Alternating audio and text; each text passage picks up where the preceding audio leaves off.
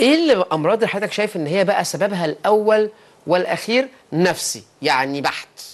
الحقيقه في امراض كتيره جدا المتهم فيها الاول هو الضغوط العصبيه.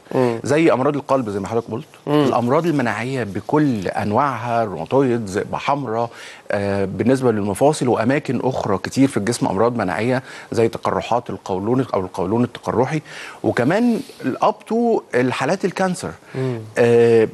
في خلال الشغل بنشوف جدا انه في ناس كتير جدا من اللي عندهم اورام شديده جدا واجريسيف هم ناس تعرضوا لضغوط عصبيه ونفسيه شديده جدا مع اجهاد بدني في نفس الوقت.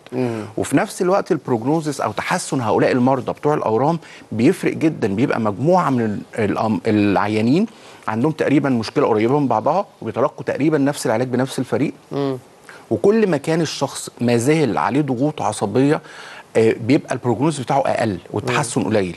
والناس اللي هم البيرسوناليتي بتاعتهم حد بيقدر يتعامل وبيقدر يستوعب وعارف ان هو لازم يبسط نفسه وما يعملش ضغوط على نفسه زياده، بيبقى تحسن علاجه اعلى بكتير جدا.